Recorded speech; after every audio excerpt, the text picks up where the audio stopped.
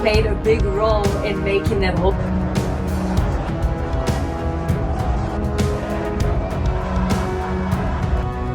Terpukau dengan lagu Indonesia Raya dan Tanah Airku, lebih dari 141 negara berebut tayangkan laga Timnas Indonesia versus Arab Saudi. I wish you good luck. Fight for our country. Fight for the kingdom. Fight for your family. Good luck to everyone. Big congratulations for them and for us also. About our preparation, what I can say, we are prepared on the normal way. We are coming here to try to play good game, play the best what we can. Pelatih Timnas Bahrain ketakutan jelang lawan Timnas Indonesia di kualifikasi Piala Dunia 2026, begini katanya.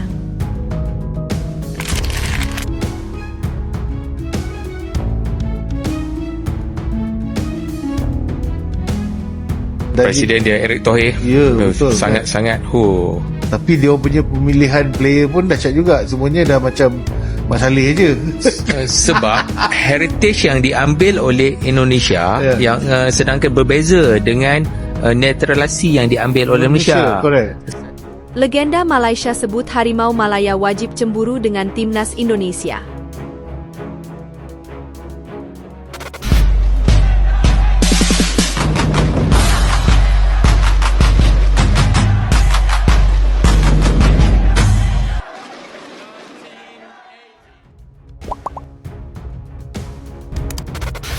Terpukau dengan lagu Indonesia Raya dan Tanah Airku, lebih dari 141 negara berebut tayangkan laga Timnas Indonesia versus Arab Saudi.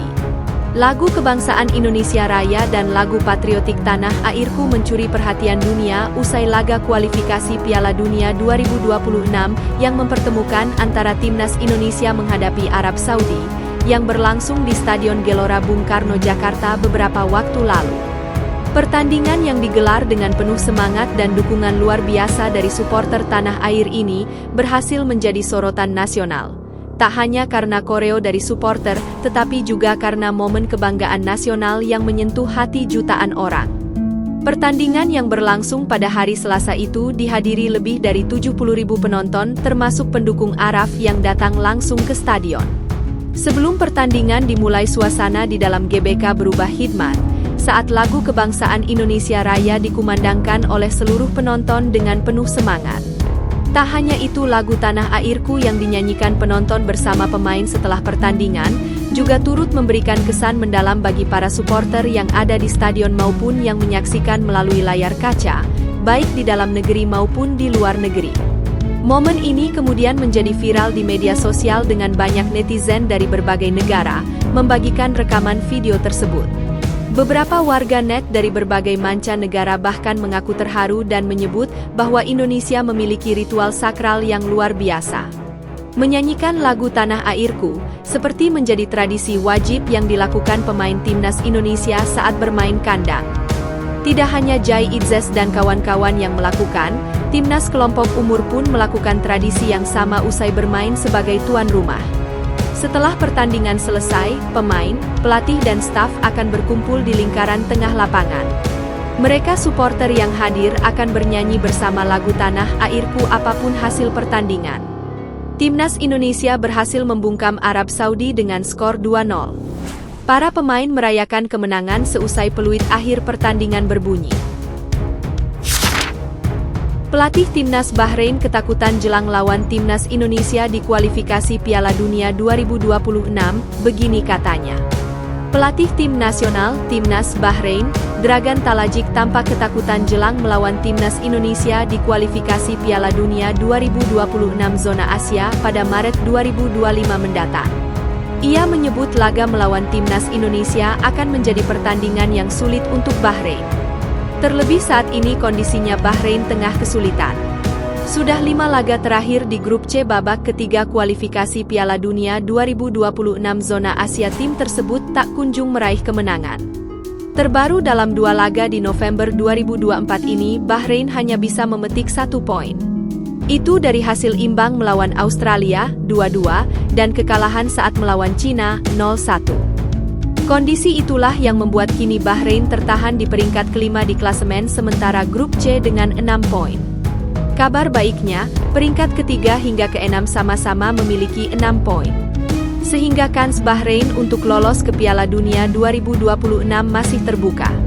Demi bisa menjaga peluang itu lagi, Bahrain pun wajib memetik kemenangan di 2 laga selanjutnya yang akan dimainkan pada Maret 2025. Kabar buruknya, 2 laga itu adalah melawan Jepang, 20 Maret 2024, dan Timnas Indonesia, 25 Maret 2025. Jepang seperti yang diketahui tengah memimpin grup C dan belum kalah sama sekali. Pada pertemuan pertamanya di kandang Bahrain sendiri, tim tersebut pun menelan kekalahan telak dari Jepang, yakni 0-5. Kini justru Bahrain akan bermain di markas Jepang, jadi jelas kemenangan dirasa akan sulit diraih oleh pasukan Talajik tersebut. Lalu pada laga lainnya Bahrain akan berjumpa Timnas Indonesia, yang di pertemuan sebelumnya laga berakhir 2-2.